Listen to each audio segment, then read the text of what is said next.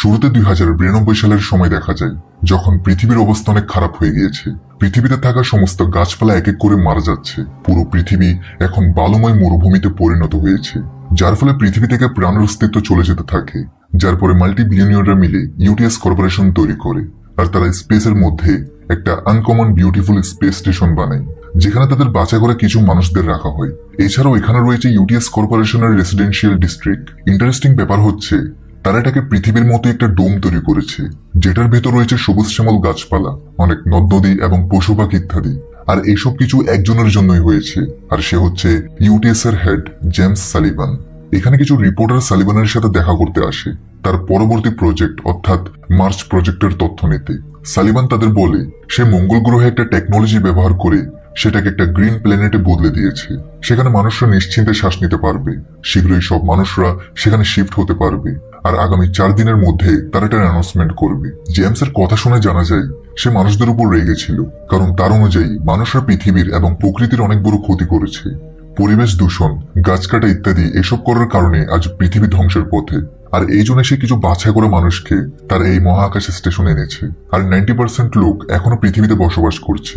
এইগুলো শুনে সেখানে থেকে একজন রিপোর্টার রেগে যায়। সে বলে, আপনি পৃথিবীর সমস্ত সম্পদ ব্যবহার করে স্পেস স্টেশন তো বানিয়ে ফেলেছেন, সাথে এখন মার্চেও যাচ্ছেন, কিন্তু সেই মানুষগুলোর কি হবে যারা এখনো পৃথিবীতে যেমনি এমনি করে দিন কাটাচ্ছে?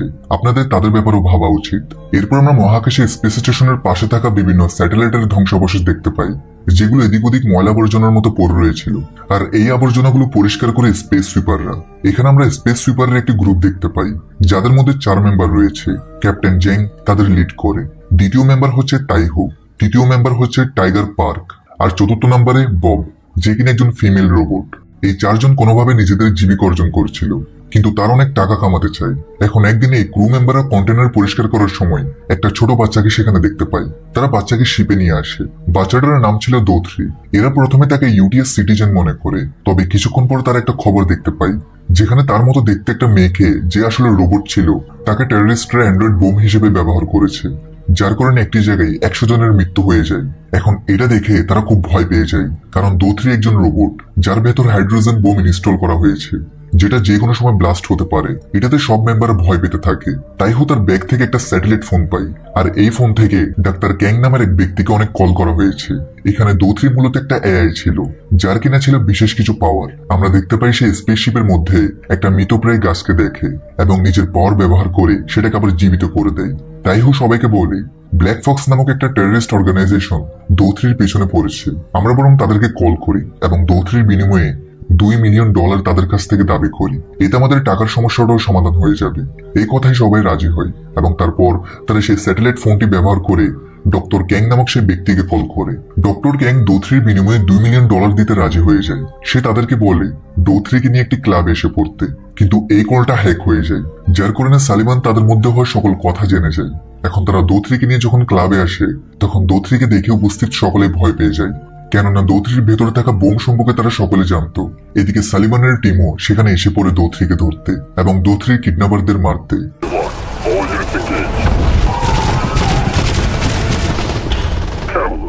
তারা দোথরিকে মারতেই যাবে, এমন সময় দোথরিকে বাঁচাতে তাইহু সেখানে এসে পড়ে। সালিভানের দল তাদের সবার উপর হামলা করে, কিন্তু তখন দোথরির টাইগার ও তাইহুর চারপাশে একটা ফোর্স ফিল্ড ক্রিয়েট করে, যার ফলে তারা সকলে ব্লাস্ট থেকে বেঁচে যায় এবং সেখান থেকে পালাতে সক্ষম হয়। এদিকে আমরা ইউটিএস এর হেডকোয়ার্টার দেখি, যেখানে সালিভান কিছুক্ষণ আগে ঘটে যাওয়া সম্পর্কে জানতে পেরে বেশ বিরক্ত হয়। সালিভান এই সময় একটা মিটিং এ ব্যস্ত থাকে, যেখান থেকে আমরা সেই টেকনোলজি সম্পর্কে জানতে পারি, যার মাধ্যমে তারা মঙ্গল গ্রহকে মানুষের বসবাসের উপযুক্ত একটা সবুজ গ্রহে পরিণত করে তুলেছে। এই টেকনোলজিকে ন্যানোপডস বলা হয়। এই টেকনোলজির সাহায্যে যে কোনো নর্মাল প্ল্যান্ট কনভার্ট হয়ে একটা সুপার প্ল্যান্টে পরিণত হয়। এই প্রক্রিয়া একটি সাধারণ গাছ মঙ্গল গ্রহের এনভায়রনমেন্ট এবং সেখানের মাটির সাথে অনুকূল হয়ে কিছুদিনের মধ্যে বড় গাছ হয়ে যায়, আর এই প্রক্রিয়াটাকেই বলে ন্যানোপডস। কিন্তু এমন সময় সালিভান একটা নোংরা গোগলস দেখে প্রচন্ড রেগে যেতে শুরু করে। তার কণ্ঠস্বর পর্যন্ত পরিবর্তন হয়ে যায় এবং নিমেষের মধ্যেই সে খুব ভয়ঙ্কর একটা রূপ ধারণ করে। এদিকে শিবে ফেরত আসার পরে দোথরি অবশেষে শান্ত হয়, আর সে সবাইকে বলে তার আসল নাম কর্টনিম। ধীরে ধীরে সকলের সাথে তার খুব ভালো বন্ধুত্ব হয়ে যায়। বিশেষ করে টাইগারের সাথে। কিন্তু তাইহু দৌত্রি থেকে দূরে থাকতে শুরু করে। দেখা যায় বব নামক রোবটটি দৌত্রির মেকআপ করতে করতে তাকে তাইহুর অতীত সম্পর্কে বলতে থাকে। আর আমরা জানতে পারি অনেক আগে তাইহু একজন স্পেস গার্ড হিসেবে কাজ করত এবং তার কাজ ছিল অবৈধ ইমিগ্রেন্টের মেরে ফেলা। এভাবে সে একদিন ইমিগ্রেন্টের পুরো একটা পরিবারকে মেরে ফেলে। কিন্তু তারপরে সে একটা ছোট শিশুকে পায়। তাইহু সিদ্ধান্ত নেয় যে সে এই শিশুটিকে নিজের সাথেই রাখবে। শিশুটির নাম ছিল সনউই, যাকে তাইহু এখন নিজের সাথেই রাখতে শুরু করে, তার লালন পালন করে। কিন্তু সনউই বড় হলে তাইহু জানতে পারে লাউড নয়েজের কারণে সনউইর হিয়ারিং নার্ভস ড্যামেজ হয়ে গিয়েছে, যার কারণে সে কানে শুনতে পায় না। আর এর জন্য তাইহুই দায়ী ছিল। তাই সে প্রতিজ্ঞা করে এখন থেকে সে আর কাউকে মারবে না। কিন্তু ডিউটি ঠিকভাবে পালন করতে না পারায় তাকে ইউটিএস থেকে বের করে দেওয়া হয়, যার ফলে সে একদম পথে এসে পড়ে। সে জুয়া খেলতে শুরু করে আর এই সময়গুলোতে সে সনউইকে ইগনোর করতে শুরু করে। একদিন যখন সনউই খাবার খুঁজছিল, ঠিক সেই সময় স্পেস থেকে অনেক বড় কিছু একটা সে এরিয়ায় পড়ে যায়, যার কারণে সে পুরো এরিয়া ধ্বংস হয়ে যায়।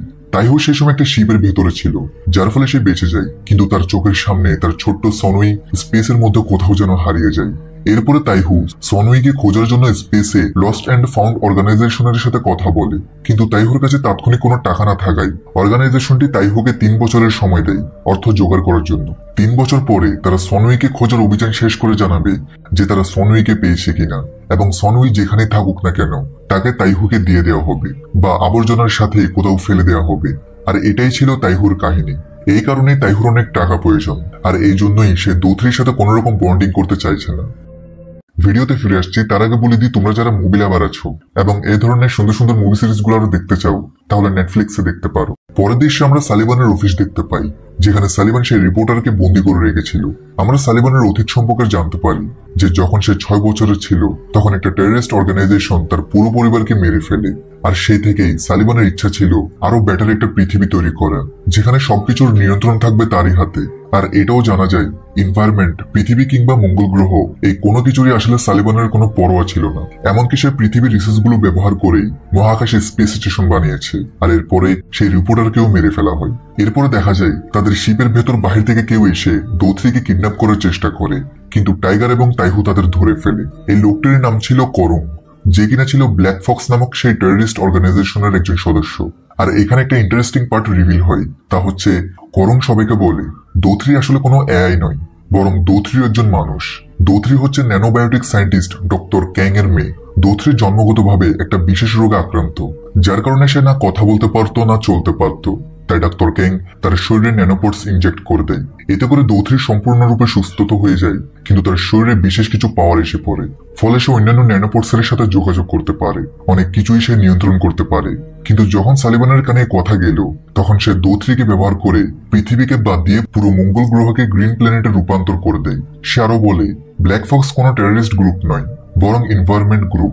তারা জানায় যে যখন তারা সালিবানের কার্যক্রম সম্পর্কে জানতে পারে, তখন তারা সালিবানকে প্রশ্ন করতে শুরু করে যে কেন সে পৃথিবীর সমস্যার সমাধান না করে পৃথিবীর পরিবর্তে মঙ্গল গ্রহকে গ্রিন প্ল্যানেটে রূপান্তর করলো। কিন্তু তখনই সালিবান স্পেস গার্ডের ব্যবহার করে তাদেরকে মারার চেষ্টা করে এবং মিডিয়ার ব্যবহার করে সকলের সামনে তাদেরকে টেররিস্ট হিসেবে আখ্যায়িত করে। সালিবানের কাছে মানুষ খুবই বিভৎস একটা প্রাণী, এবং তার মঙ্গল গ্রহের প্রজেক্ট একদম সম্পূর্ণ হলে খুব শীঘ্রই সেই পৃথিবীকেও শেষ করে দিবে। এমনকি সে দৌত্রিকেও মেরে ফেলতে চায়, কিন্তু ন্যানোপোর্টসের কারণে দৌত্রি বেঁচে আছে এবং ন্যানোপোর্টসকে 200 মিলিয়ন ডিগ্রি সেলসিয়াসই ধ্বংস করা সম্ভব। তাই সে তার একটা ফ্যাক্টরিতে একটা কোর তৈরি করেছে, একটা গ্র্যাভিটি ইঞ্জিন, যেখানে সে হাইড্রোজেন বোম স্টোর করবে এবং দৌত্রিকে সেখানে নিয়ে গিয়ে ফ্যাক্টরিটা ব্লাস্ট করিয়ে দেবে। এতে করে সেই ফ্যাক্টরি এবং ন্যানোপোর্টস তো ধ্বংস হবেই, তার সাথে দৌত্রিও মারা যাবে এবং এরপর পৃথিবীর উপর তা ক্র্যাশ করবে। এতে প্রায় 3 বিলিয়ন মানুষ মারা যাবে। এসব কথাবার্তার চলা অবস্থাতেই সালিবানের মানুষজন সেখানে এসে তাদের উপর হামলা করে দেয়। তারা সকলে কোনো মতে সেখান থেকে বেঁচে পালায়। পালাতে পালাতে তারা ন্যানোপোর্টস এর ফিল্ডে এসে পড়ে, কিন্তু সালিবানের লোকগুলো ন্যানোপোর্টস দিয়ে তাদের উপর হামলা করে, কিন্তু দৌত্রির সাহায্যে তারা বেঁচে যায়। এরপরে ডক্টর ক্যাং তাদেরকে কল করে এবং তার সাথে দেখা করার জন্য একটা বিশেষ জায়গাতে তাদেরকে ডাকে। তারা সকলে সেখানে পৌঁছায়। তারা দৌত্রিকে ডক্টর ক্যাং এর কাছে হস্তান্তর করতেই যাবে, এমন সময় সালিবান তার রোবটস নিয়ে সেখানে এসে পড়ে এবং ব্ল্যাক ফক্সের সকল মেম্বারদের মেরে ফেলে, এমনকি ডক্টর ক্যাংকেও। কিন্তু ক্যাপ্টেন জ্যাং তার দাঁতের ভেতরে একটা বোম লুকিয়ে রেখেছিল, যেটাকে সে অ্যাক্টিভেট করে দেয়। কিন্তু সালিবান সেই বোম সম্পর্কে আগে থেকেই জানতো। সে ক্যাপ্টেন জ্যাং এর মুখ থেকে সে বোম বের করে ডিফিউজ করে দেয়। আসলে ক্যাপ্টেন জ্যাং একটা সময় সালিবানের একজন স্কিল্ড ইঞ্জিনিয়ার ছিল, কিন্তু পরবর্তীতে সে সালিবানের বিরুদ্ধে যায় এবং তাকে মারার চেষ্টা করে, কিন্তু সে ব্যর্থ হয়। এই কারণে সে ইউটিএস থেকে পালিয়ে প্রতি বছর কোথাও না কোথাও তার আইডেন্টিটি লুকিয়ে বসবাস করছিল।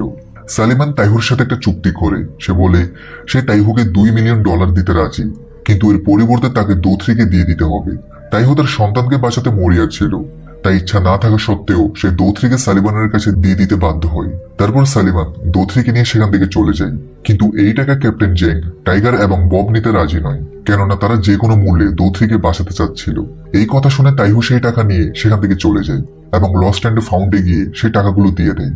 এরপর তাইহু সনউয়ের অবশিষ্টাংশ পায়, যেটা দেখে সে কান্নাকাটি করতে শুরু করে। সে সনউয়ের একটা নোটবুকও পায়, যেখানে সে লিখেছিল, আমি বড় হয়ে আমার বাবার মতো একজন ভালো মানুষ হতে চাই এবং সকলের সাহায্য করতে চাই। এসব পরে সে একেবারে ভেঙে পড়ে এবং টাকা নিয়ে পুনরায় সে শিপে ফিরে আসে আর সকলের কাছে ক্ষমা চেয়ে বলে যে সে দোথরিকে বাঁচানোর জন্য প্রস্তুত। যার পরে তারা সকলে মিলে ফ্যাক্টরিতে যাওয়ার জন্য প্রস্তুতি নেয় এবং ফ্যাক্টরিতে চলে যায়। সেখানে আসার পরে জেং বোমটাকে ডিফিউজ করার চেষ্টা করে, কিন্তু সে ব্যর্থ হয় এবং বলে এটা একটা হাইড্রোজেন বোম, যেটার রেডিয়াস ছিল 5000 কিলোমিটার। এটা বিস্ফোরিত হলে এটা থেকে উৎপন্ন ক্রিপ্টনিক ওয়েভের কারণে সকল ন্যানোপডস মারা যাবে, আর ন্যানোপডস মারা গেলে দোথরিও আগের মতো সুস্থ হয়ে পড়বে এবং এক পর্যায়ে সেও মারা যাবে। এছাড়াও এতে এতটা ধ্বংসযোগ্য হবে যে পৃথিবীও ক্র্যাশ করবে। এখন একমাত্র উপায় ছিল এই বোমটাকে 5000 কিলোমিটার দূরে নিয়ে যেতে হবে। এমন সময় সেখানে সালিবান এবং তার লোকজন এসে পড়ে। টাইগার তাদের সাথে অনেক মারামারি করে এবং তাদের সকলকে মেরে ফেলে। এরপরে তারা দোথরি এবং সেই বোমটাকে নিয়ে সেখান থেকে বের হয়ে যায়। অ্যাটাকিং ড্রোন তাদের পিছু নিয়ে আক্রমণ করে, কিন্তু এমন সময় captain Jeng emergency channel on করে আর সকল স্পেস সুইপারদের কাছ থেকে সাহায্য চায় এবং তাদের সকলকে সালিবানের আসল রূপ সম্পর্কে জানায়। এই কথা জানার সাথে সাথে সকলেই তাদের নিজস্ব শিপ নিয়ে বেরিয়ে পড়ে এবং তারা সকলে মিলে সেই ড্রোনগুলোকে ধ্বংস করতে থাকে। তারা যখন অরবিট ক্রস করবে তখনই সালিবান সেখানে এসে তাদের উপর অ্যাটাক করা শুরু করে, কিন্তু সে দেখতে পায় দোথরি তো সেই শিপে ছিলই না। আমরা জানতে পারি আসলে ক্যাপ্টেন জেং দোথরিকে তার অন্য এক স্পেস সুপার বন্ধুর শিপে রেখে এসেছে, আর এখন তাদের শিপে শুধুমাত্র সেই বোমটাই ছিল। তবে তারা জানতো যদি বোমটি তাদের শিপের মধ্যেই ব্লাস্ট হয় তাহলে তারাও মারা যাবে, তাই তারা সকলে একে অপরকে শেষবারের মতো বিদায় বলে। এসব দেখে সালিমান অনেক রাগান্বিত হয়, কেননা তার শিপও তাদের শিপেরই কাছে ছিল, তাই ব্লাস্ট হলে সেও মারা যাবে। দেখতে দেখতে সেখানে একটা বিশাল বড় ব্লাস্ট হয়